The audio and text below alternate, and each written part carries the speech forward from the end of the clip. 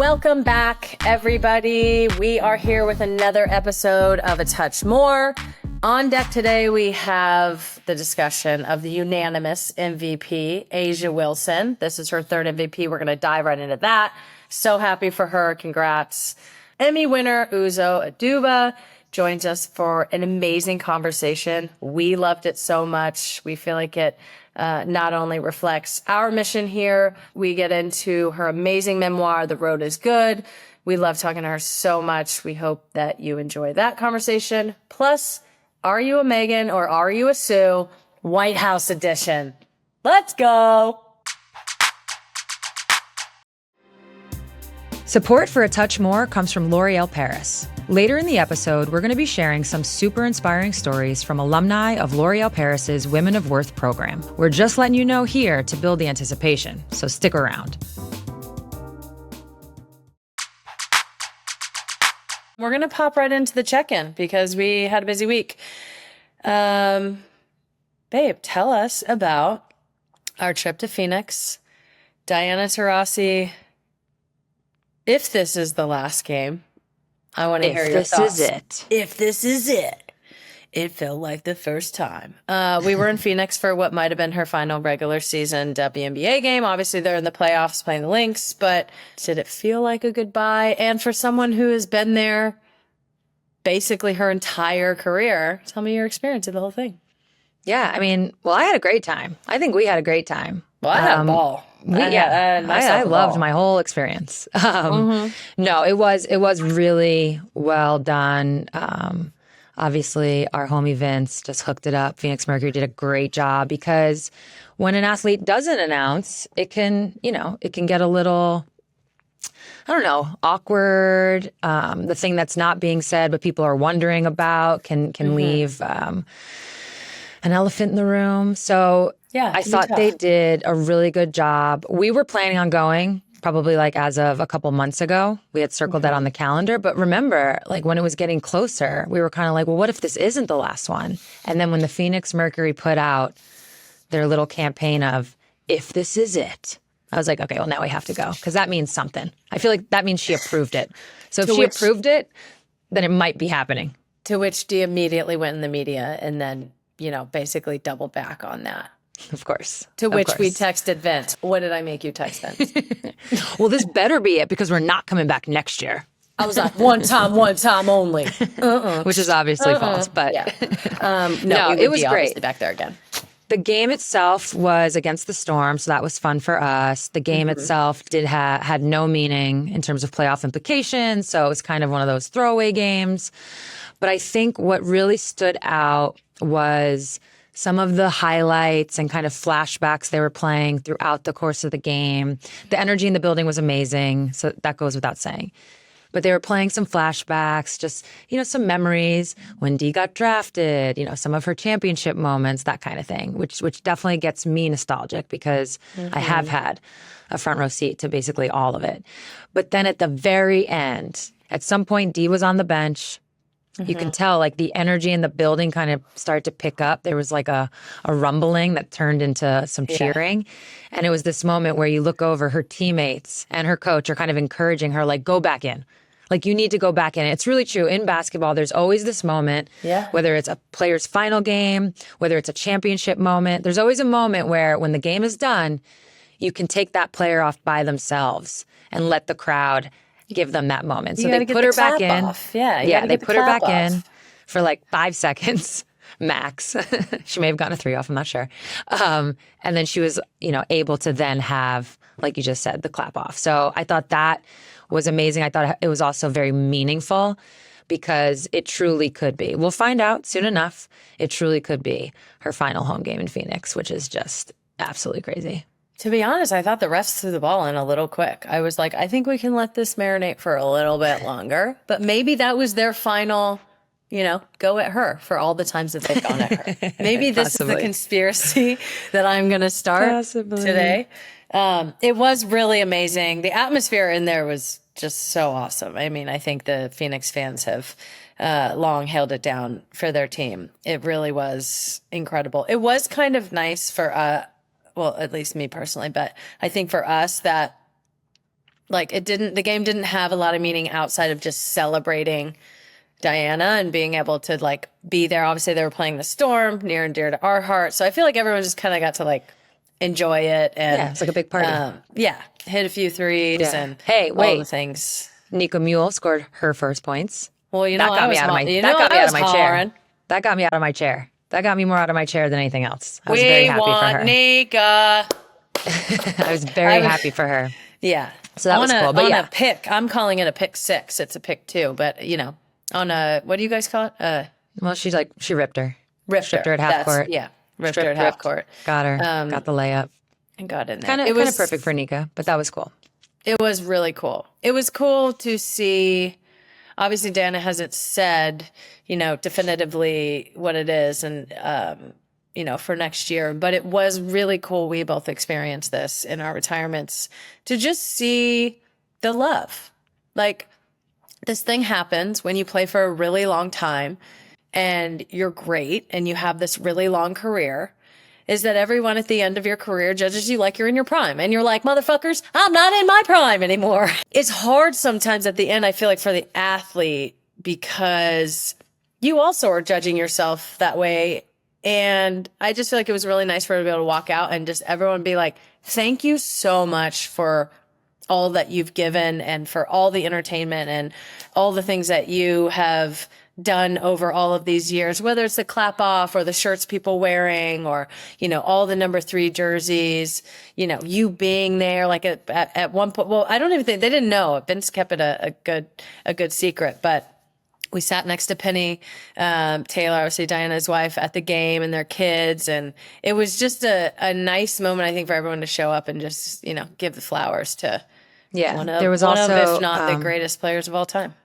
Yeah, there was also a ton of her family members, a ton of her friends, like OG friends from home. Yeah. And then, of course, Coach Auriemma was there, Chris Daly was there, and God, like 4, 5, 6, 7 other UConn teammates. So it was really cool to see that turn out. I thought they also did a great job with the party afterwards. Not gonna lie. Not gonna lie. It was beautiful. They had In-N-Out there. You know how I feel about In-N-Out. We walked in. I know. I don't feel that way about In-N-Out. It's just so crazy. I mean, it's just, it couldn't have been. The burgers are good. The fries are trash. We can all agree on that. And so it's just and they're hot and fresh. Everyone knows the fries are trash. She said at the end, I guess when the season's over, I'll reflect and I'll get advice from the people that are closest to my heart. She's 3-time WNBA champion, has spent her entire career in Phoenix, which is amazing. 2-time WNBA Finals MVP. 2009 MVP. Is she like one of those players that only has one regular season MVP because they were like great the whole time? And then that's like people got... You know, remember we talked about this got over it? On A Touch More Live during the pandemic. You know why I don't remember this. Oh, I know. That's why I said You know where I was probably when you guys were talking about this. 2004 Rookie of the Year, 11-time All-Star. So she said And you know that 11-time All-Star is really... Really like 50. Probably like 16, 17. She said she's going to get advice from the people that she loves the most. What? Calling bullshit on that because I've been giving her advice. No, I'm joking. What is your advice for Dia? She makes this decision. Will you tell her what are all the things that you learned? The advice is you have to do what's right for you. That is the only advice that matters. There is no, one size fits all with this. It has to feel good for you, period, point blank. Whether you announce at the start of the season, whether you announce halfway through a season, or you just literally walk away. It's got to be what you can, when you go to sleep at night, what feels good for you. That's really it. Now, I could make arguments as to why I would announce clearly. I announced, I don't know, probably like a quarter or so, maybe a third of the way through the season. Mm-hmm. And I've talked about this publicly often. Ray Allen is someone that just walked off. Mm-hmm. Cece Sabathia is somebody that announced before the season. And I had conversations with both those guys. And it was Cece telling me like, you need to do this for the fans too. And I was like, oh, I never really thought of it that way. Like I felt like, oh, I don't want it to be about me. That's so uncomfortable. Like every game. I actually saw Tina Thompson in her retirement year in 2013 with the Storm. It's a lot. you're signing up for a It is lot. a I mean, lot. people give you flowers. It's like a flower shop. It's like, I can't even, it's flowers They're on like, flowers we on planted flowers. you a flower farm. I'm like, wow, okay. Yeah, exactly. So you have to be, ready for that. But then when I put it in the frame of, oh, this is for other people too, to say goodbye, to maybe see you one last time, that gave me a different lens. And then again, it was when I say again, because I've said this a bajillion times publicly, when the New York game for me was approaching, I was like, wait a minute, I can't play in this game and not have all my people come knowing it's likely the last time I'm here. So that really tipped the scale for me. And then what I found was similar to what you said. It goes from people judging you like an athlete to just showing up to pay their respects, to say thank you, to show their love. And it's really wonderful. And it gave me a lot of closure. And that's also when I realized, like, oh, I did this for the fans. But at the end, I ultimately won out with that experience. I really would not trade that. It was absolutely wonderful for me. So that would be just like what I would share and what I have shared with anyone who's toying with retirement. Did Dee ask you? It's so weird. It's like I'm wondering if the messages are getting lost, or Yeah, we're just not important enough. yeah, maybe because she's in playoffs still. No, I at all times from basically the moment that I met Dee have been giving her my unsolicited advice on what she should do, how she should think about things, and she's pretty much listened to nothing.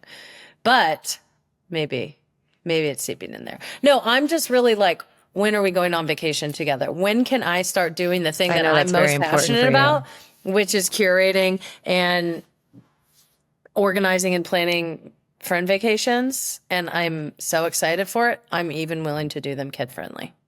Oh, that's big for you.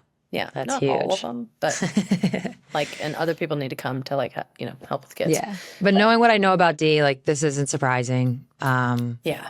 And you know what? There's a chance that she just knows and isn't ready to say it, or maybe doesn't know and therefore can't say anything. No, I always say I said it to myself during my career, but I always say as a piece of advice to players, usually younger players, but I think it applies here also. Like, nobody cares about your career the way that you can. Nobody knows it. Nobody knows your body. Nobody knows what you want. So whether that's like advocating for yourself, or the way you do PT or rehab, or when you finally decide to hang it up, like, only you know when it's time and when you're ready. And honestly, only your opinion matters. It's your career. It's your decision. Like, I feel like Dee is doing that and like doing it exactly the way that she wants to. And obviously she's talking with Penny and talking to, other people as well, probably mostly Penny. But I just, it's like, it's only going to be right when you're fully convicted in it. And whenever that time comes for her, it will come for her. Yeah. So overall, a great trip. It went fast, but it was 100% worth it. And we actually have one other retirement that we want to speak on. Speaking of flowers, we'd like to give our flowers to Layshia Clarendon, who recently announced their retirement from the WNBA. I know from my perspective, as I can say this, as I never really played with Layshia, I played with Layshia with the USA team at the World Cup. So it was my only time as a teammate, and it's a quick experience. They've made their impact on the WNBA, and that's how I see it as a competitor. I also had the experience, the pleasure actually, of working with Lay with the WNBPA, the executive committee. And that was just, we wouldn't have gotten the CBA in 2019 done without Lay, and we 100% would not have accomplished what we accomplished in the 2020 season, which is the bubble season, the pandemic season, without Lay. Literally, almost everything had Layshia's fingerprints on it at some point when it came to the activism piece. So I know you're going to share your thoughts, but very quickly, I just want to say congratulations to Layshia. Amazing career, amazing player, amazing person. Can't wait to see what's next. Obviously, just, a huge congratulations on an incredible career, a really long career. I mean, I feel like it gets lost on athletes sometimes that almost nobody in the world is good enough to do what we do and gets the opportunity to do what we do and compete at this level and like do this for a living. So just congratulations on being able to do it. It's amazing. I mean, yeah, I feel like my like defining moments of Lay are like sitting in our little apartment in Connecticut and you guys being on all these Zoom calls, like, you know, honestly, even just like doing the CBA in general, but just the like unapologetic being themselves all the time creates more space for people. Like Lay being able to be their full selves. Obviously, they've been so open and, you know, being non-binary and transitioning into like this just person who's like, I'm gonna push myself and go to the ends of myself. And in doing so, always made me feel like there was more space for me. And I know the impact that they've had, you know, in a much broader sense has been incredible. It's been really amazing to see that up close. We're obviously very close with Lay and Lay's wife, Jess. Just seeing them sort of like struggle through being a human, which is hard, and being an athlete, which is hard, and being a public figure and being an activist and being Black and being gay and being non-binary, all these things. Just like, it's been really amazing to see that journey and to see it happen in sports, which is progressive in ways and then also just weirdly so conservative in other ways. I think the world is better for them and the way they've gone through their career. Certainly the W, certainly women's sports, and welcome to the bright side. I said that on social media and a little post to Lay, but it's like, this is so great over here and I know they're going to love it. And I'm also looking forward to more space for dinners and wines and vacations and all the things. So congrats, Lay. We love you. And yeah, congrats on an incredible career. On to our next topic. WNBA playoffs is here. She's here. Yeah, it's already been, even though all the higher seeded teams won, it's already been compelling, already a bunch of storylines, a lot of great play. Before we get to the actual games, prior to the start of that Sunday slate, A'ja Wilson was announced as the WNBA MVP, a unanimous selection. I am curious. We're not going to deep dive this now, but I'm like, when did everyone become obsessed with the unanimous part? Which, by the way, I think she is the unanimous. She would have been my pick. Maybe 100%. When Steph Curry made a whole company out of it. Maybe. I thought that was underrated. And unanimous. Oh, media. It is? Okay. I'm pretty sure. Yeah. So all of a sudden unanimous became a big thing, but yeah. It is a big thing. She's the only other player outside of Cynthia Cooper in the 1997, which is the WNBA's inaugural season. Yeah. So those two are the only unanimous MVP winners. So that's obviously impressive. Like, very quickly, she's been an MVP 3 times in her first 7 seasons. As I already said, second player in WNBA history to win it unanimously. She won it in 2020, 2022, and now 2024. So she likes even numbers. Megan, is she a GOAT? Are you already goating her? How do you feel about goating people at this age? That's really the question. Just the whole term GOAT, and this actually is so separate from A'ja because she's one of the best already. I don't like goating people so early, even if it's prolific. Although I think she's kind of like, even if she was done now. Yeah, if she stopped right now. Even if she was done now.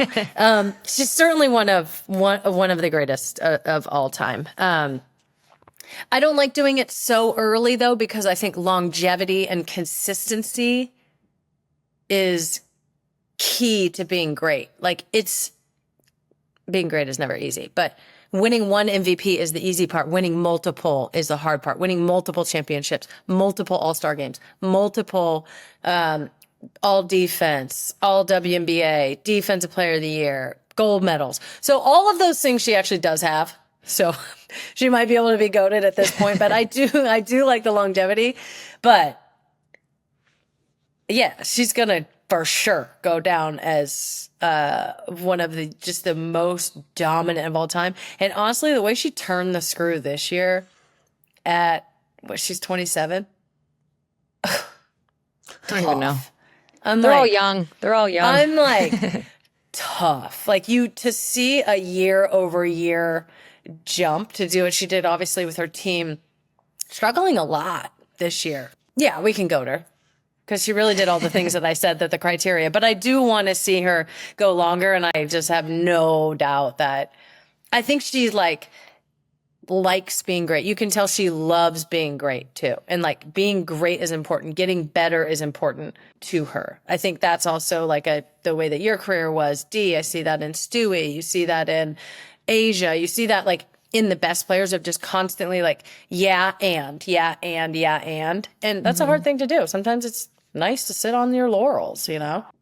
Would you go to her? Well, first of all, I'll be honest. I don't really get caught up in saying someone's the GOAT or not. Like, it's just, sometimes The it's whole GOAT fun. thing is actually annoying. Sometimes it's fun to like throw it around in conversation, like, what up, GOAT? When you meet someone, meanwhile, in the back of your head, you're like, well, they're not really the greatest of all time. So it's just like fun to throw it around. I used to call Stewie a baby GOAT all the time.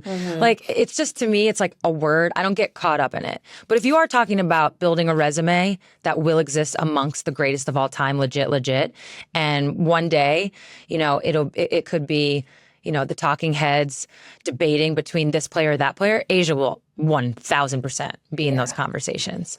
And I do think she has the resume already to be considered in that top. So she'd be on, you know, a Mount Rushmore in a top 5, that kind of a thing. So yeah, she's definitely of GOAT status. So maybe that's where I want to go. I'm like, GOAT status. before your career is done, I can't call you, like, really call you a GOAT, but there are certain people that are pending GOATs, and she's one of them. Okay, but I want to talk specifically about this season, not just like overall. Can you put into context the season that Asia has had, and have you seen a season like that before? Yeah, well, we all know how I get, you know, a little particular about when records are broken, how many games they're broken in, just acknowledging the fact that we play more games. Asia Wilson, outside of that, is having an all-time great season, a record-breaking season, I mean, record-shattering season, and has nothing to do with games played. The games played are just making the numbers go higher, but she's already broken all the records within like an old framework. Okay. But even outside of that, I think what you said earlier about tightening the screws, seeing her improvement, she took such a jump this year in her dominance, just such a jump. I have a question. Yeah. Is she starting to shoot threes? Because that doesn't feel fair. Yeah, she is. Yeah, she is. Continue, She's starting to shoot continue. threes. That was like the last straw. That was like the last part of her game. But yeah, I think what we're seeing is somebody that, in my opinion, just really is coming into this understanding of herself. She understands who she is as a player. It's a conversation we had when I interviewed her when she was on the cover of NBA 2K, her and Jason Tatum. And that's when it gets, you know, they talk about scary hours. When a player is not only good, skilled, right, all these things, when they start to dictate where they're going and why they're going there, and they know they want to get, you know, to this spot for this shot. And if you take it away, they know they're going to go to that spot for that. She is now just toying with people in a way. So yes, when she extends her range out to 3 more consistently. She's actually pretty consistent. She doesn't take like a high number. When that gets added, it'll be even scarier. And there's something I saw, which, you know, we're going to touch on some of these games. The Aces on Sunday played the Storm. They ended up winning by 8, 9, 10, 11 points. It was closer than that, but they ended up winning. And Very what much. you saw in Asia was a little bit of a slow start. Then she picked it up. What I saw was like playmaking. She had the ball a couple of times, which one of her sweet spots is like that high post free throw line area. She kind of faced up. That's where she goes to work a couple of times. Tiffany Hayes on a back door. I think maybe Jackie on a back door. So those players, great reads by cutting, but she found them. And that's like another layer that she's now showing in her game. So this season has been absolutely phenomenal. They've won the first game against the Storm. You watched that game. Any thoughts for us, Megan? Other than we're sad. Listen, we're sad the Storm lost. Everyone knows where our allegiances lie for obvious reasons. But it was a great game until the fourth quarter. Then it was like womp womp. The fourth quarter was tough. They scored a lot more points than we did. Sure did. We only scored 2. It's kind of hard. From a Storm perspective, win. and as a Storm fan, I did not like what I saw from Chelsea. Enough. Enough. You're too good. Chill out. Enough. And I'm not here for that. And it's giving me shivers from prior. Chelsea's getting her game back. I was like, oh. Chelsea's getting her game back. I've seen her before. So Chelsea looks great. Particularly, Kelsey had a very poor night shooting. Wasn't really getting that to fall. Obviously, Asia, I think she finished with, 21 points or something. She had a slow start and then picked it up. But, man, they just have so many weapons. So that, why wasn't Jewel in at the end of the game?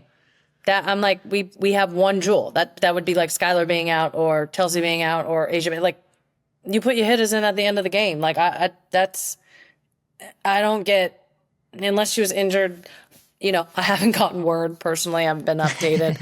I didn't like that at all. Obviously, we had a bunch of turnovers, couldn't get any flow. So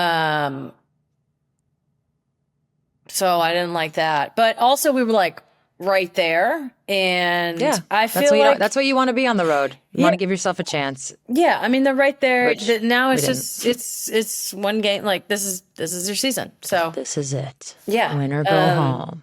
Yeah.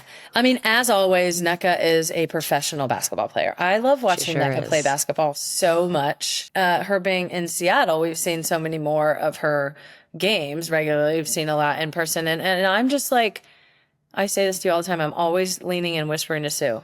Nneka is a professional basketball player. So I just she comes to work. She basically, she comes to work and she does work. And I was really into that. Lunchbox, toolkit. She's coming to work every day. Yeah. Becky had a different variation of the hoodie blazer thing going on that I haven't seen before. I feel like that's notable. It was a plaid-ish situation. So, yeah. Yeah, so that was the Aces Storm game. Very quickly do a little run through, just the results. Everybody knows them already. The Mercury lost to the Lynx. That was a lot closer than I think people thought it was going to be. The Mercury did give themselves 38 points. A chance. Yeah, she had a double-double. But it was Nafisa Collier's career high 38 that got it done for them. I have some unsung heroes. I'm going to run through the games, and then I'm going to give just 4 people, one from each winning team that I think really made the difference. Then you had the Dream lose to the Liberty. I was at that game. This is part of my whirlwind, 4 days. I've been on literally 8 planes, 2 trains, a couple of cars, tons of Ubers, a Waymo almost, didn't actually get in. The Fever lost to the Sun.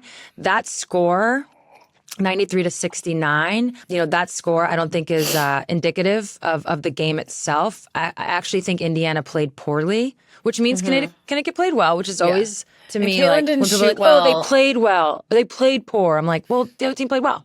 That's why they played poor.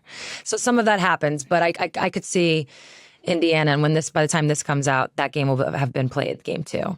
But Alyssa Thomas had a triple-double, so that carried them. But yeah, very quick.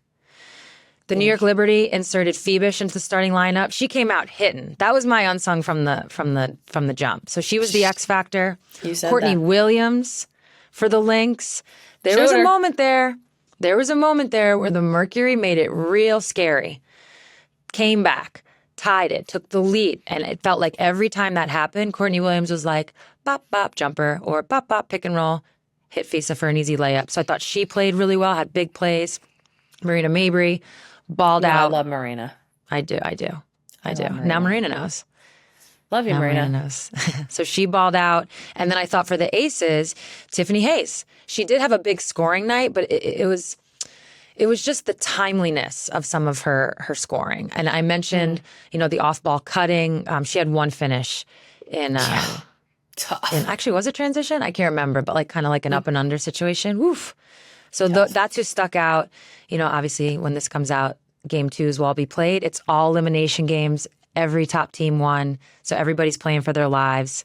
That is both a tough situation, but also a really interesting one. And, Support for A Touch More comes from L'Oreal Paris. Let's talk a little bit about inspiration. While it's everywhere, some moments and people really stay with you. Do you remember a specific moment that inspired you, Megan? I think my specific moment is going to the 99 World Cup and seeing the gals dominate, and I was like, oh my gosh, this is a real thing. This could be me. This could happen. See it, be it. Yeah, exactly. That moment of inspiration is different for every woman. And what happens after that inspiration? That's your journey. L'Oreal Paris wants to help women embrace that spark and discover where it leads. Their beauty essentials combine innovative products with feminine mindset, all topped off with an elegant French touch that can help women everywhere embrace their self-worth and take on the world. That's L'Oreal Paris, because you're worth it. Learn more at l'orealparis.com. So as I mentioned, we've been planes, trains, and automobiles. There actually haven't been trains, but we've been all over the place. We went to Phoenix on Thursday.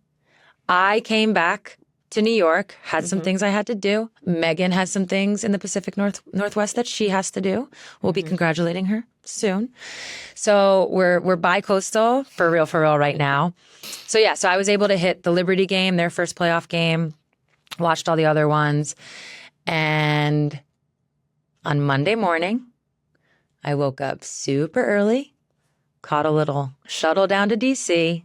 to be a part of Gotham FC's White House visit. It is the first NWSL team to be invited to the White House to be honored as a champion, which is like one part mind-blowing, one part got to start somewhere. So it's wonderful to be part of the first. As everyone knows, or if you don't, I am an investor. I'm part of the ownership group of Gotham. So it was really exciting for me to be able to go down and just like witness it. I was almost like a fan. I was really fanning out on Allie the whole time. My whole experience was just taking video and picture of her. She got to walk down the aisle with Biden hand in hand. She gave a wonderful speech. So it was really great. So that is actually where I am coming from. So right when it was over, hopped back on a plane to do this pod. So here we are. And it was really, really incredible. Megan, what do you think the significance is of this White House visit? Oh, gosh. I think because we're so close to it, it feels like, championship teams go to the White House. That's normal. But as you said, this is the first one, and this is very significant. This is really cool. This is a sort of like yet another,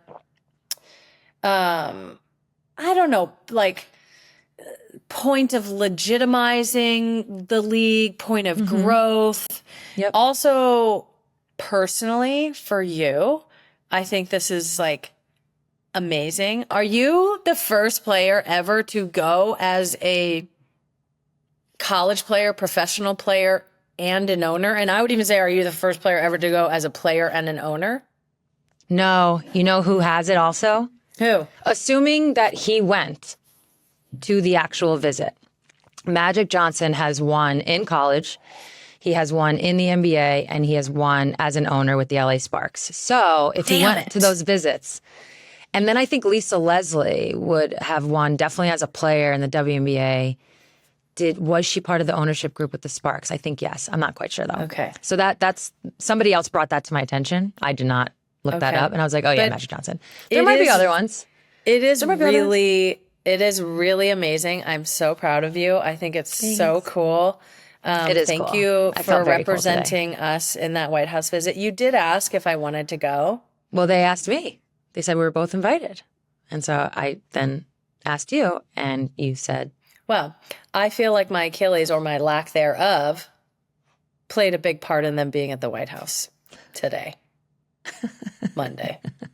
That's Shots all the shade fired. I'm going to throw. You're welcome. No, I'm kidding, obviously. So well-deserved. Obviously, so many good friends, people who I just hold near and dear, and to have them have that experience and to be able to be celebrated in that way by an administration who's like so supportive of women's sports and always has been. That's just like so amazing. So it's really cool. You looked great. The vest situation, we'll get to that in a second. You brought up Biden. You brought up President Biden's administration. He dropped some bars. When he grabbed that mic, he had a bar. Let's check it out. Going? What's really important is your championship win also set an attendance record. I think it's fair to say everyone watches women's sports. Hey! Hey, girl. Hey, girl. Nailed it. He didn't rip it open like Superman that had a shirt on? That No, just but like gave him? I told you this before, there was like a good 3, 4, 5 people rocking the tee. I love that. I love that. That was so amazing. much. Yeah, when So President cool. Biden did that, I was like, and I'm pretty sure he like glanced over at me. I was in the front row in the very first seat, not planned, didn't like it, just kind of got think literally it was ushered to planned. that. No, it was not. Not by Trust me. you, but by everyone No, who was no. like, who should sit in this first seat? No. They literally were like, oh, who are you? Are you with the team or are you just here? And I was like, with the team. And they're like, okay, come this way and just sit here. It wasn't even like that. Okay, come this way. But it worked out great for me and my camera angles. But anyways, he also did give me a shout during his speech. For those that don't know, when you go to the White House, you know, the team gets ushered in, the president follows. The team's usually on bleachers of some sort. The president then speaks to those in the room. And, you know, he gave a shout to the Gotham ownership, which rightfully so, the Tisch family. I mean, they've been so amazing ever since they bought the team. Lori Tisch was there. Carolyn Tisch Blodgett was there. Emily Tisch Sussman, who special shout out to Em because she connected me with Argent, which we'll get to in a second. But they were able to put this amazing thing together. They were able to get the team to the White House. So I just wanted to give them their flowers. But yeah, when he was going down the ownership thing, he was like, and Sue Bird. And I was like, not expecting it. I was actually filming Allie and taking pictures of her. Sounds so crazy. You're on I sent Allie's them all to her, I content team. promise. Yeah. And it caught me off guard. And I was like, oh. And I just kind of like gave him one of those. I was like, oh, hey. And I waved. And he was like, oh, she was just here a couple of years ago with the Seattle Storm, doing a lot of great work. So I was like, I mean, you were there that was very cool. for the 8 years of the administration under Obama, and then you were there. Yeah, I've had 6 potential White House visits. One was Trump, so that didn't happen. One was meant to be Clinton in 2000 when we won in college, but something happened, so that got canceled. I never get to go to that White House, but I did go to a Bush White House. I did go to Obama White House. In 2004, something fell through and we couldn't go. I forget what that was. But yeah, so I've gone 3 out of my 6 potential times. My memory is really being able to go into the Oval Office.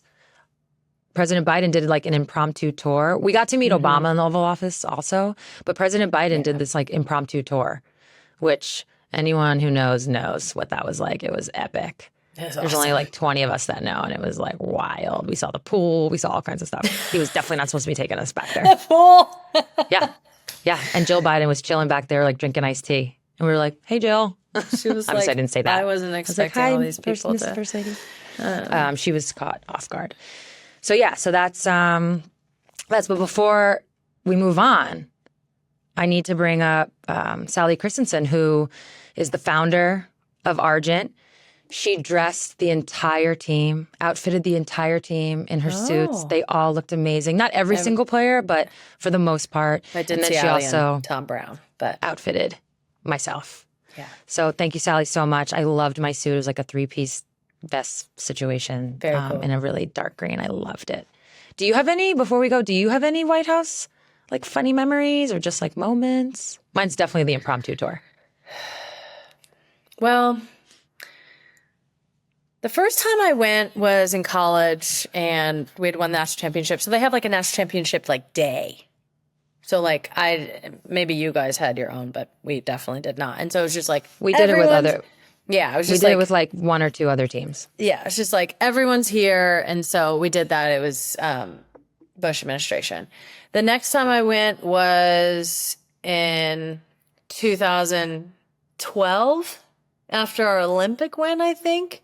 Oh, you've been 3 times as an athlete. Yeah. No. Oh. No, twice. No, 3 times.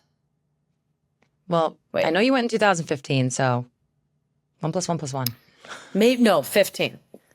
That's right. I think maybe there was an Olympic thing, but I didn't go to it. As an Olympian, they invite you every like medal winner. So 2000. So I went in college, and then 2015, we went under the Obama administration, which was amazing. It was so cool.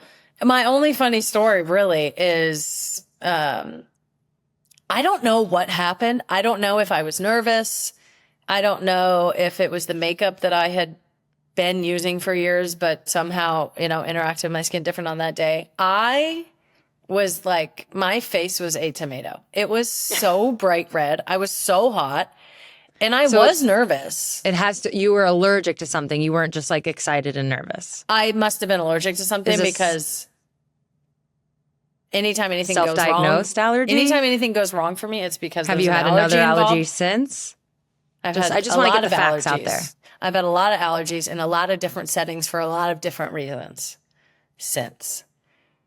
No. Well, that's a lie. You have a lot of allergies. Yeah. Most of them are vodka and tequila based, but that's a whole other story. I must be allergic to them. Must be. But my face Not was the quantity, so the allergy. red. I was literally so red and kind of embarrassed that I was so red. I looked great though. I had a Wild Fang suit on. It was like green and blue plaid, I think, which was just so gay. And it was so exciting to be there. And then we obviously didn't go to the White House in 2019. Even though the administration tried to back channel with the Federation to be like, oh, we really want them to come. We want them to come. And we did not. And I feel good about that. Yeah, Trump didn't even invite us in 2018. He tried to back channel and get us there after we already said we weren't fucking coming. Well, I think maybe we wrote something like we're not going. Whack. You know how he takes to that. Okay. So congrats again on being honored at the White House for yet another championship feather in your hat. So cool. So proud of you. That was amazing. You looked beautiful. Thank you. It's time to move on to the interview with Uzo. I hope everybody enjoys it as much as we did. We'll be back. Ever since we launched our company, A Touch More, we've been working on a range of creative projects and thinking about different modes of storytelling. And today's interview is a chance to explore some of those modes with our guest, Emmy award-winning actress Uzo Aduba. Her upcoming memoir is called The Road is Good: How a Mother's Strength Became a Daughter's Purpose. Very excited about this one. Me too. Hi, Uzo. How are you? How are you? I'm great. How are you guys? Welcome to the show. Thank you so much for joining us. Congratulations on your new book. Sue and I absolutely devoured it over the weekend. It's incredible. Also, congrats on becoming a mother last year. You're in a big phase of your life. We saw that you're taking your daughter on the book tour. The book is called The Road is Good. What's it been like preparing for the book coming out, bringing your daughter along for this ride? Like, is she helping at all? What's the deal? How's it going? She's building a schedule out every week.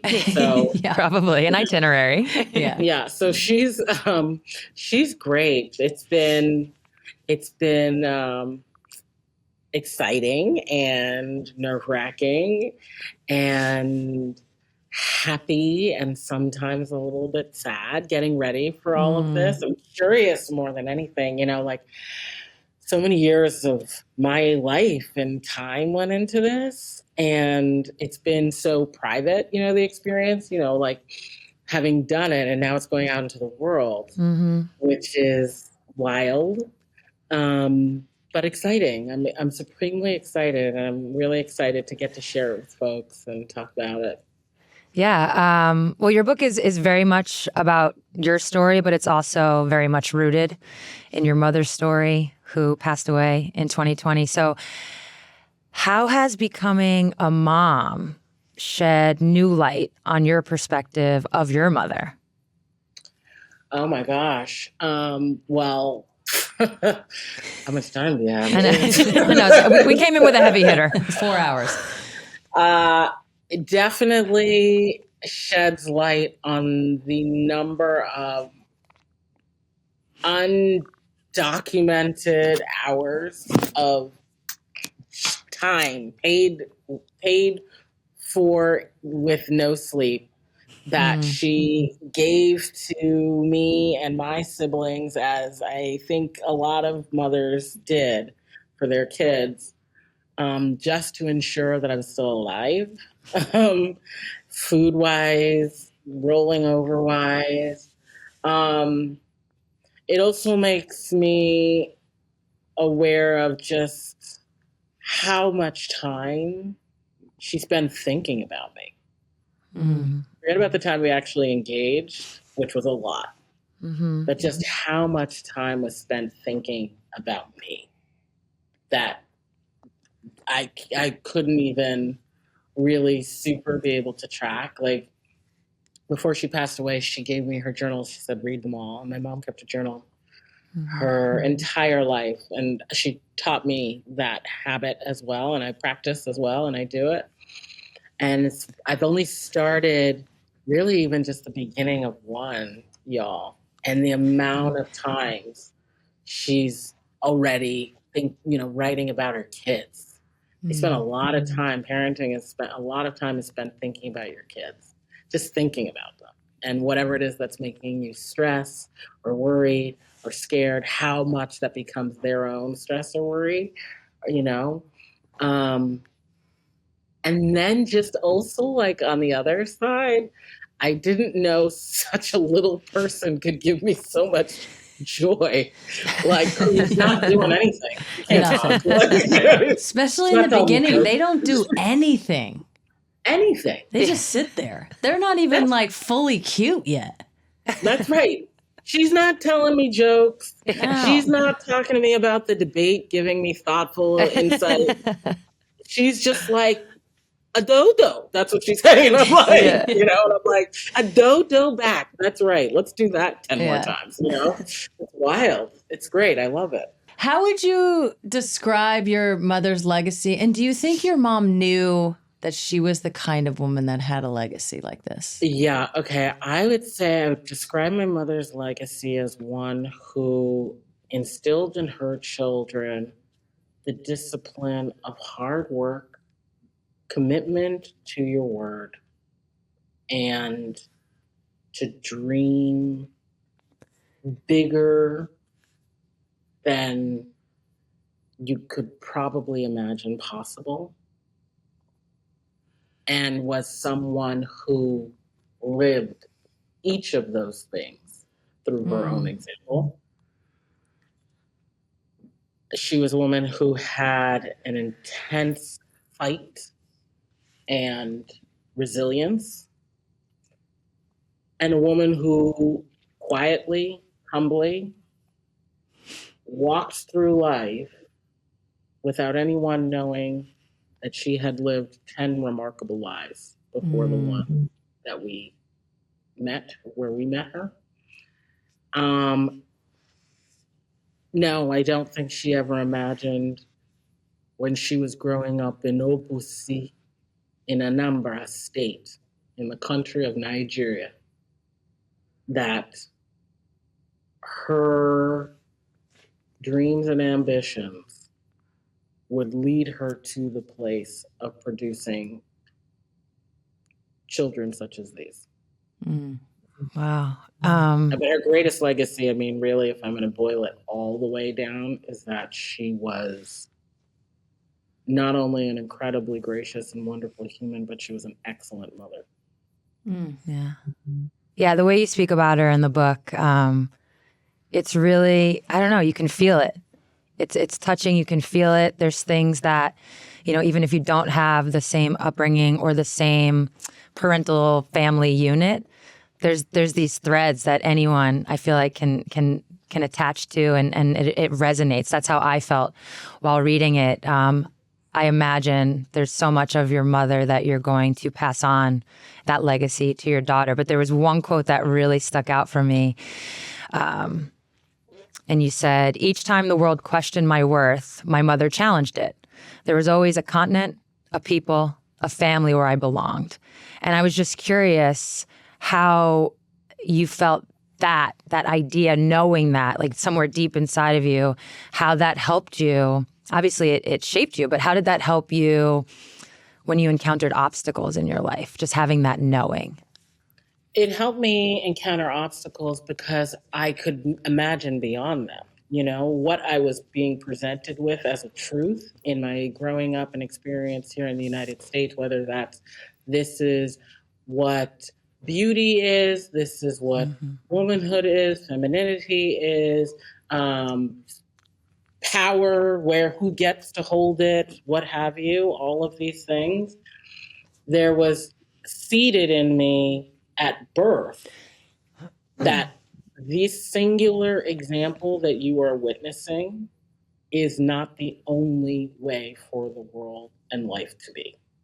That this idea of what beauty is, as an example, you know, I grew up in a place where beauty was defined that if you had blonde hair, blue eyes, that was what was attractive. That's beautiful. So it's easy to then believe the antithesis must not be beautiful.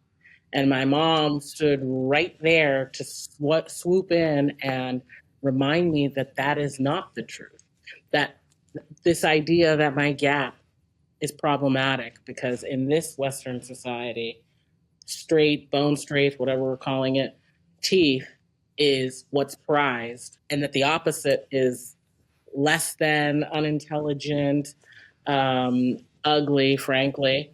My mom was there to remind me that in the place where we are from, the gap is actually a sign of beauty. So that teaching those lessons without my even knowing it, like, it's like I always think of like the Karate Kid, like my mom was like Mr. Miyagi. Miyagi. I say that all the time. You don't even know. I literally, I'm like, I just got Miyagi'd. It's a verb. That's what I said. I say it all the time. Yeah. Oh my God. Yeah. I was like, it's Miyagi. Like, I didn't know she was like setting me up so that when she didn't know, you know, she didn't know what I was going to grow up into what field, but that when I'm met with these obstacles, that it's like, that is not true. Just because it's the one way that it's done, or this is the way people exist in this business, or this is how things happen, that's not true. There can be another way. So when did you really no, obviously your parents' upbringing in Nigeria and moving here, they're living in America. When did it's like your mom was Miyagiing in your family. When did that really set in for you that oh, this is all constructed here, and there's a whole other, not even a universe beyond that, where I am something completely different. I think I really started to understand that I'd being Miyagi the summer going into my senior year of high school. So my mom, let's use the gap as an example. She actually hated the story. God bless Mom, may you rest. I'm gonna tell it anyway. She hates the story. But it's the truth. She would say to me all the time that my gap was beautiful, that it's a sign of beauty. It's a sign of beauty. And I never believed her. And I thought she was just saying what, moms are supposed to say, basically. She's saying it because her kid has a gap and she doesn't want her to feel bad, right? Summer going into my senior year of high school, you remember you get the fancy yearbook pictures, over the side. Mine are shocking. It's so bad. I skipped that day. I'm not even going to lie. Damn. I skipped it. Those were the big deal. Oh my gosh. Big deal. Those were the big deal. So I go in for my appointment for my big photo shoot. Yeah. Exactly. Big deal. This is major, right? I go in, and the photographer and I, when we're talking, I'm just being like this, I'm talking, I'm smiling, I'm laughing, whatever. You can see my gap. And then every time he goes to take a picture, I go like this. Because I never would, and I would close my mouth and not smile. Because up until that point, I would never smile in photographs. And my mom would always be like, Uzo, smile, open your mouth.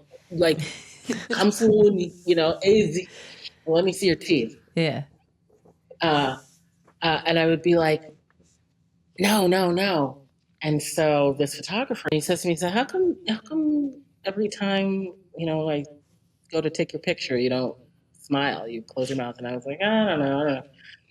He's like, no, what is it? Tell me. And I was like, I don't like my smile. And I remember he was kind of holding his camera and just sort of, mellow for a minute. And then he looked at me and he says, I think you have a great smile. And for some reason, like my brain started to believe him. Yeah, like click. And maybe because it was someone outside of who is responsible for lifting me up, which is why my mom hated this word.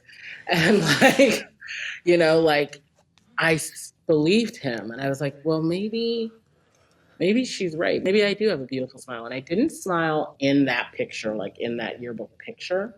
But I remember, because it was summer going into my senior year, I remember that school year. From then on, I always smiled. There's not a picture to this day, even down like I'm doing a carpet, and sometimes I say it like I have a hard time like being like this because I feel like I'm making up for lost smiles, you know, like. And my mom, I was like, and you know, I tell this story like later. I'd be like, and the photographer, you know, made me see my smile. She's like, look at you, look, giving this photographer. She's like, I did that. I've been saying it your whole life. This, like, you know. Honestly, I feel that. The other day, Megan tried on an outfit, and I was like, "You look. This is like you look great." And she's like, "Oh no. We got in the elevator. Elevator stopped on the way down. Some random guy, maybe 25, got in. He was like, "Yo, cool outfit." The ways in which Megan took that compliment, but it really does. It really is different. You're told something and you do believe on some level, and then when somebody else comes in as that secondary hero, so to speak, it hits in a different way. Vox Creative. This is advertiser content brought to you by L'Oréal Paris. A heads up that the following story briefly mentions sexual violence. Please take care. What I know is that you are born worthy. Today, I'm so honored to introduce you to one of L'Oréal Paris's Women of Worth. So my full name is Shavantene Morgie Morningstar Davis, but everyone calls me Star.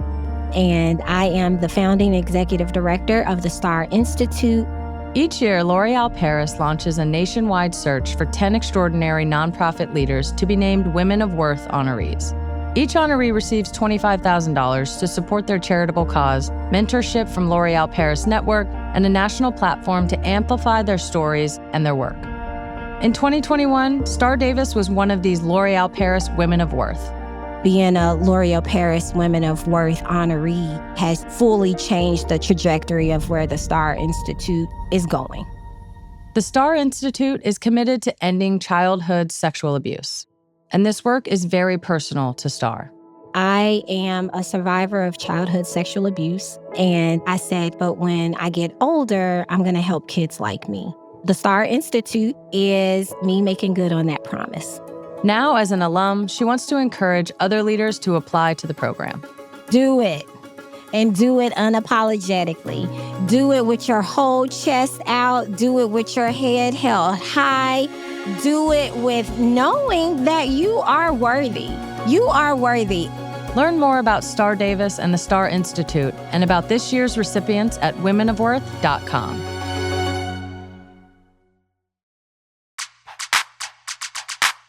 That's exactly it. Yeah. So something, you know, we've already talked about your mother's impact and overcoming obstacles. And really what I'm hearing is having to look at the world in a way where it's actually not presenting itself to you. You have to see the other opportunities, the other ways of living. And that kind of takes us to both your activism, but also your investment in women's sports, because these are two areas where you have to imagine. I mean, Megan, we talk about this all the time. Imagine the world you want to live in.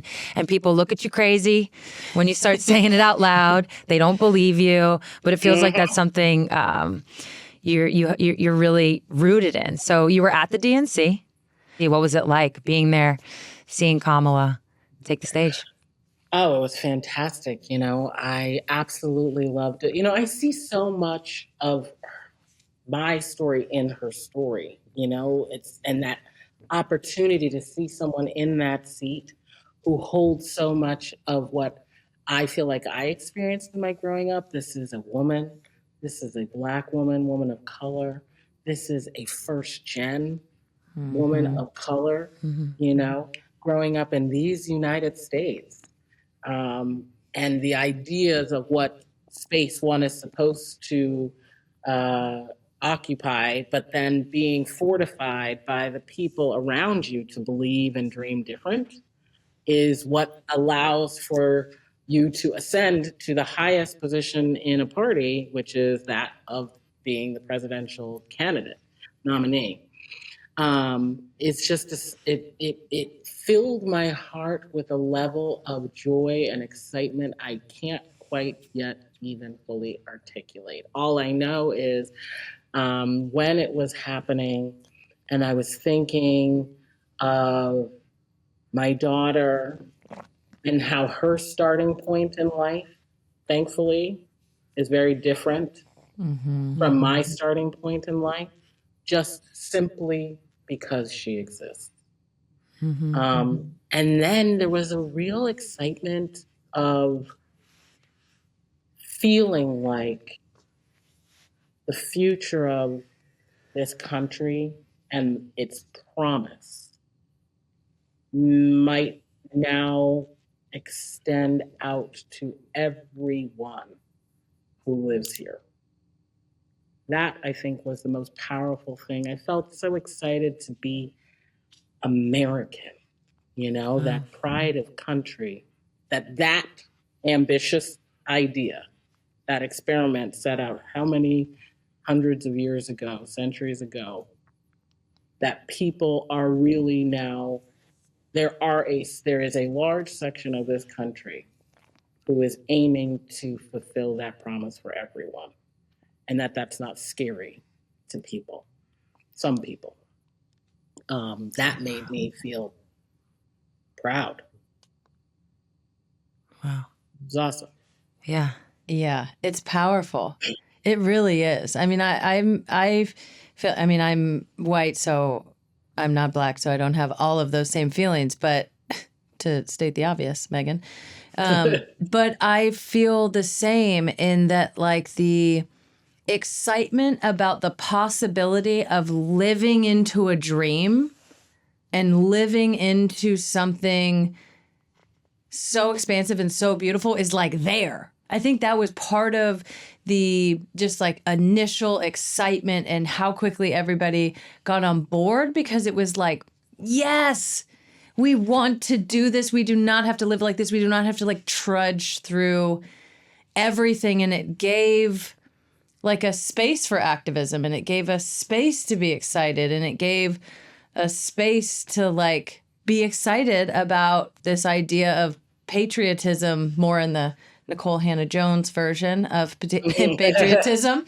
than Screaming Eagles. But it did like give that sort of excitement. And I think like coming from sports, and we're going to get into that, obviously, I mean, your mom's legacy with the tennis, Yes. come to find out. But I feel this way about women's sports a lot. And I want to ask you about your investment in Angel City. Is just like, it's kind of this wide open space that like we sort of know where we want to go, and we know the ways which we want to show up as our full selves and full bodied and all the things. But it's like, we got to get there and we got to believe this dream.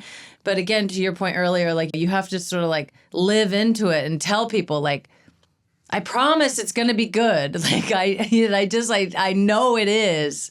You got to be a little delusional. Yeah. You got to be a little bit. Not listen to people. Yeah. A little bit delusional. Like, do you feel like your experience with sports growing up, it seemed like your mom, I found so many similarities with my own mom. She was like, you're doing swim lessons and you're doing the guitar and you're going to be doing this. And you're, all of these things helped you in what has become your career in acting. You sort of famously almost quit acting before being cast in Orange is the New Black. Do you feel like, not just her experience in sports, but just how it lived through you sort of gave you that like, no, I'm going to keep going and keep driving, keep sort of living into this dream? Absolutely. She was so determined, like you talk about it in sports, her self-talk, the self-talk that she gave me was so strong, like my head game when it comes to like focus totally derives from her, because my mom had, 5 kids. We're from a pretty humble start, but she made things happen. and she could make things happen time and time again. And I know that was like only born out of her own ability to drill down, get herself centered and focused, and then passing that down to my brothers and sisters and I to be equally as you said, Sue, delusional that we're going to achieve the things that we set out to achieve. And that doesn't mean that there aren't moments that aren't difficult, like you mentioned just now, Megan. It's like I've had challenging times where it's like I have wanted to quit, have quit, and that was the first and only time that I had. But up until that point, and since, I have been committed to holding fast and strong to what it is that I believe. It doesn't matter if I haven't seen it happen. It doesn't matter if nobody's doing it. I'm not invested in that because I've seen impossible things happen. I've seen a woman who has suffered polio and has gone on to become a tennis player in her home country of Nigeria. I have seen a woman who has no business going to school in an age and in a country of development where boys are prized with education, be born into a house where she was given the opportunity to go on and not only go to school, but get a double master's. I've seen that. I've seen a woman be widowed at 36, lose her children, come back to this country and have me. I've seen her go through hard things. So you can't tell me that things are impossible. I've seen it. I've seen the impossible with my own two eyes. So, and I have a commitment, I think also just being a child born of immigrants. I think this is a classic story. So much had been sacrificed by both my parents, My mom would say, my American dream is for you people to live your dream.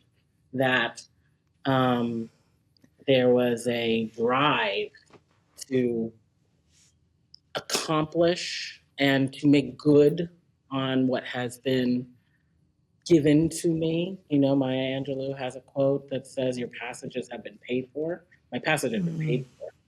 And so I wanted to, in some small way, I guess, try my best to also make good on the promise, make good on her dream.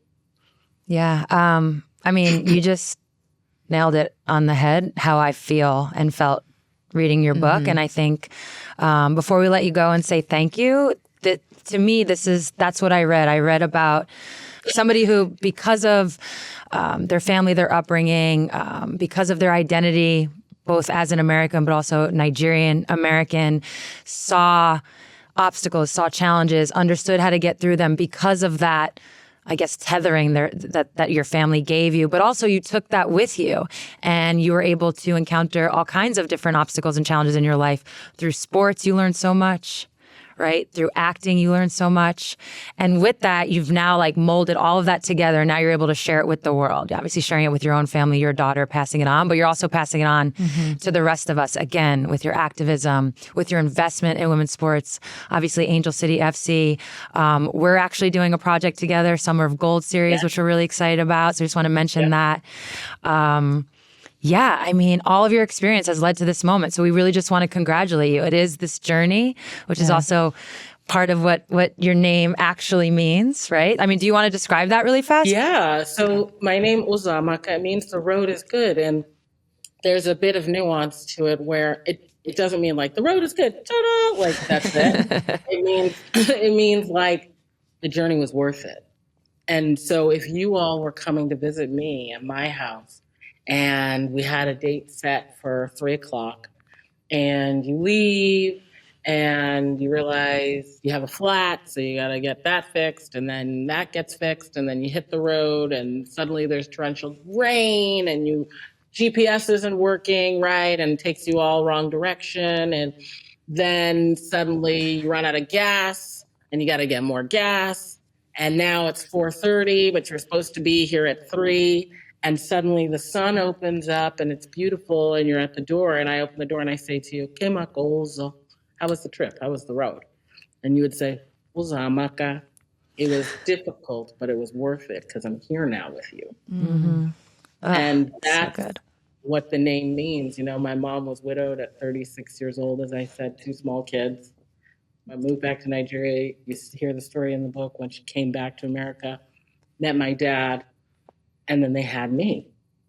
And like all the things I already said, she had been through polio, had survived civil war, had survived loss, being made widow, and now found happiness and life again. And all of it was worth it because she was here now and she had me, which is Uzo Aduba. I'm sorry. Beautiful. It's so beautiful. The book is incredible. Like I said, we powered through it on the weekend and it was amazing. Thank you so much for spending so much time with us. Emmy Award winning actress, Uzo Aduba. Thank you for giving us this memoir. The Road is Good. It's on sale September 24th. Good luck with your book tour. I hope that baby pulls their weight. She better, but they probably won't. Thank you so much for joining us and spending all this time with us. Thank you very much, ladies. I appreciate it. Thank you for having me. Yeah. Good luck with everything. See you soon somewhere. Now moving on to one of my favorite sections. Are you a Meghan or are you a Sue? Special White House edition.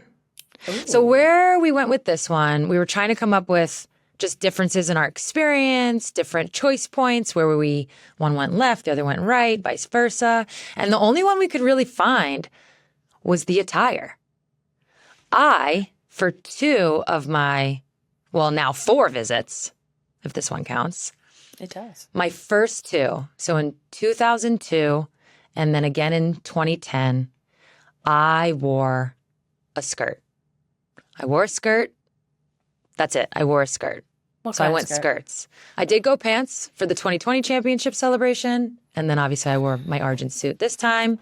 But my first choice as a 21-year-old was a skirt. Meghan, as you've already outlined, you wore a Wild Fang suit. So that's the question, folks. Are you a Meghan or are you a Sue? What are you wearing to the White House? What kind of skirt was it? I'm sure it was from Banana Republic. Was it khaki? No. It had I know it because I've seen the picture 8 billion times. It was kind of in the pencil skirt variety. It was like long and thin, but not tight. Not super tight. And it had I don't even know how to describe it. It had like a 70s vibe to it. It had circles, kind of like different colors all over it. That makes it sound louder than it was. It wasn't loud because it was like neutral colors. And then I had a tank top that flowed with it. Straight off the mannequin from Banana Republic, for sure. That. Your range is honestly and some heels. Short ones though. Probably not kitten, but not kitten, but yeah, I do like a kitten heel. I just recently got a kitten heel. It's actually lower than a kitten coming heel. Back. It's a lesbian heel. I wore obviously plaid, not red and black plaid. So maybe a little on the nose, but maybe Becky saw that pic. She's bringing plaid back. Much different plaid, but nice try. A lesbian plaid. Yeah. All right. So let us know. Are you a Meghan? Pants. Or are you a Sue?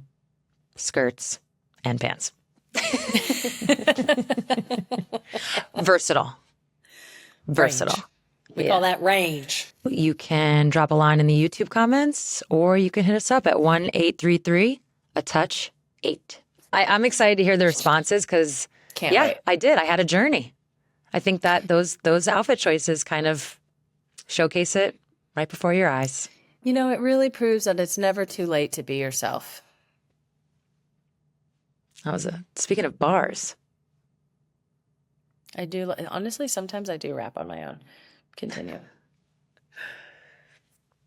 Okay, so for this week's A Touch More, we're going to be discussing Sarah Huckabee Sanders' jab at Kamala Harris for not having biological children. She tells a story. She then says, "My kids keep me humble." Then goes on to say, quote, "Unfortunately, Kamala Harris doesn't have anything keeping her humble," which just feels like more shame. Thoughts? Oh, man. First of all, this is so cruel and just so mean. We have no idea, nor should we, the inner workings of, Kamala Harris's fertility choices. She has 2 kids.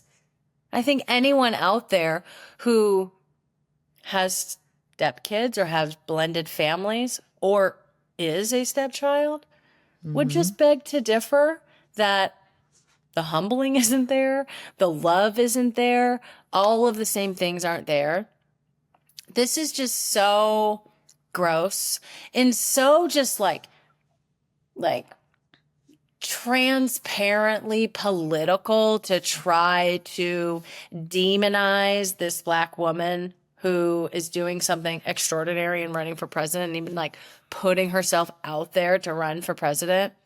So many women struggle. And again, we've seen this in our lives. So many women and families struggle to have children, and like just knowing how hard that is and how much shame women feel that, you know, people have shared that. And that seems to be a common thing of just how difficult it is to carry that burden and to like shame someone for not having a biological child as if that's the end all be all and the absolute most important thing that you could ever do, whether you want it or not. It just made me so mad. But it's also like, I just feel like that gambit in the Republican Party is so tired and so old. And like, how many? Well, some people even separated themselves. Some people in the Republican Party even separated themselves from her in those comments. Like, how many Republicans? That just goes to show you. Yeah, no, yeah, exactly. Them splitting parties or stepping away from that. But yeah, this is just a very universal issue. This was very cruel. This was also like not funny, not a good joke, not smart. I don't think she was making it's a total joke. cell phone and a self-sabotage. And it just is whack. I'm just like, you guys suck. And it's whack. And Is that your official It's official yeah, stance? my official. It's whack. It's whack. It's I whack. agree. It's whack. It's whack. Anyways, what are your thoughts, babe?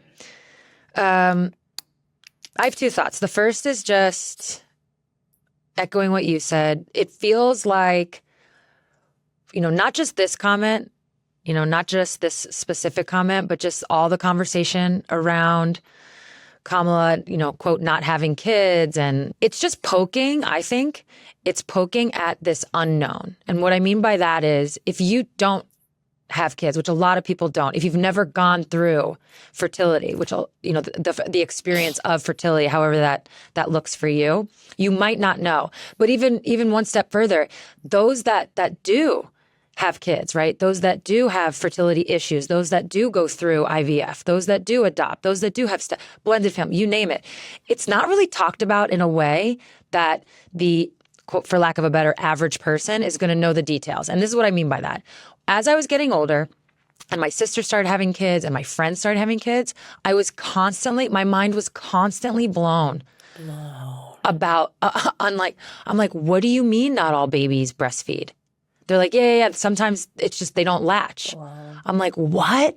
All of my knowledge was either just, you know, stuff I heard, maybe something I saw on TV or movies or read. None of it ever talked about the hardships of it, right? Clearly, nobody ever talks about postpartum. Nobody talks about postpartum enough. So that's a whole other thing. But I just think it's poking at this unknown, trying to get people to, I don't know, criticize, to judge, when it's like nobody really knows how difficult these experiences are until they've been lived. So when people start to share them, it really is mind-blowing. So to say anything negative about it, I mean, you want to do a quick Google Ring of Fire. My friend told me about the Ring of Fire and made me open my mouth wide. Holy shit. I was like, what's going on? That was mind-blowing. Anyways, to bring it back around, so to have negative comments, like I said, to judge, is just so, it's mean. It's mean. It's just so mean. And the only other thing I'm going to say is actually a quote that I saw Tracy Ellis Ross say, and I thought it hit the nail on the head, which was, the childless women have been mothering the world and elevating culture as aunties, godmothers, teachers. You do not need to push out a baby to help push humanity forward. And that's all I have to say about that. A word from our girl Tracy. I have one more thing. And we know this to be true, the answer I'll get at the end. But it's like, okay, so for a woman, it's like you're not going to be qualified to be a president if you have kids, because then it's like that's a lot of work. And so that's going to take Yeah, you away good from point. your job. And so that would be like way too much to be president if you had a kid. And so you don't have kids, don't have biological kids. And then it's like, you can't do that because now you definitely can't be president because now you're not humble. And I'm like, I tell you what, a fucking kid never humbled a man. That's for certain. Also, it almost feels like being a woman is the problem. Is that the problem? Is that what we're saying, Sarah? Bars. No? Okay. So the gambit is up. The game is up. Bullshit. Oh, I Do thought you were not gonna come rhyme. for Miss President. I thought you were going to rhyme your next line. Do not come for Madam Vice President Kamala Harris. Sarah. I wish I had some bars to spit, but I feel like I can see your wheels turning. I know. And What then happened? I they're rap at home not turning. sometimes. They're not turning because I can't rap. But But you can't close the show. Hit we us. can close the show. That's it for this episode. And a perfect segue. Register to vote. Get yourself all dialed in. Make sure you're registered in your state or are getting an absentee ballot or whatever you need to do. We will see you next week.